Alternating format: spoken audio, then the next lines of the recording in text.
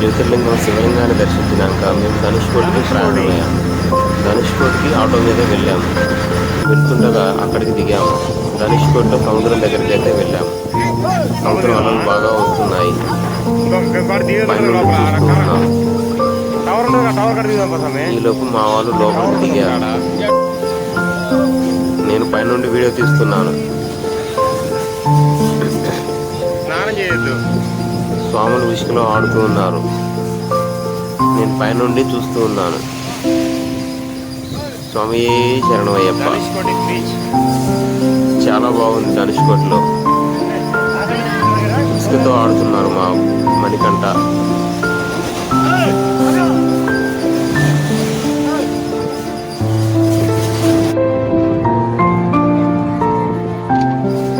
ధనుష్కోటిలో tower కాడికి అయితే బయలుదేరాము.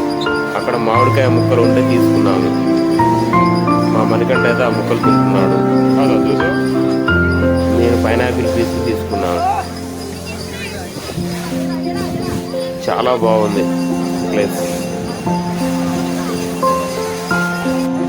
భారతదేశంలోని చివరి ప్లేస్కి వచ్చాము. ఇక్కడ నుంచి శ్రీలంక చాలా దగ్గరలో ఉంటుంది. ఆ రోజు వారధి కట్టేందుకు వాడిన రాయితో మా మణికంఠ అయితే ఎత్తుకున్నాడు. ఆ రాయితో ఫోటో తీసాం. ఆ రాయి నీళ్ళల్లో మునగటం లేదు. ఆ రాయిని ఎత్తుకొని అందరూ ఫోటో తీస్తున్నారు.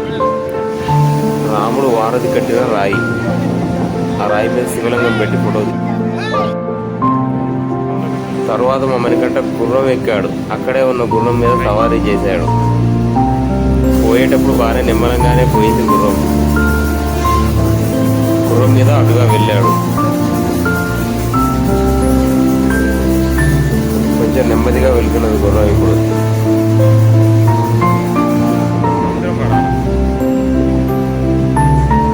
గుర్రం ఇప్పుడు వెళ్తున్నది నెమ్మదిగా. ఇసుకలో నడుస్తున్నది. గుర్రం వెనకంగా నేను వీడియో తీస్తున్నా.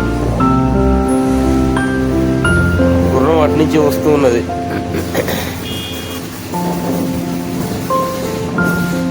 వస్తూ ఉంటే అది ఒక్కసారిగా ఉరకడం ప్రారంభించింది. నాకు చాలా కంగారేసింది.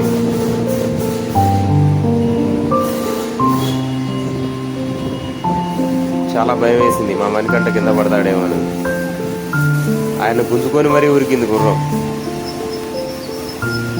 అప్పుడు పక్కనే ఉన్న మా స్వాములు అడ్డం తిరిగి గుర్రాన్ని ఆపారు. ఇలాంటి ప్రయత్నాలు చేయకూడదు అనిపించింది. ఆ తర్వాత మేము శబరిమల యాత్రలో భాగంగా ఈరోజు మేము రామేశ్వరం రావడం జరిగింది. రామేశ్వరంలో శివుణ్ణి దర్శించి అనంతరం మేము విభూషణ టెంపుల్కి వచ్చినాము. మనకి విరోధి అయిన విభీషణుడు మనకు సహాయం చేసిండు కాబట్టి ఆ సహాయాన్ని మర్చిపోకుండా మన రాముడు మన భారతదేశం వాళ్ళు విభూషణ టెంపుల్ కట్టించారు. ఇదే విభూషణ టెంపుల్. జై శ్రీరామ్, జై శ్రీరామ్.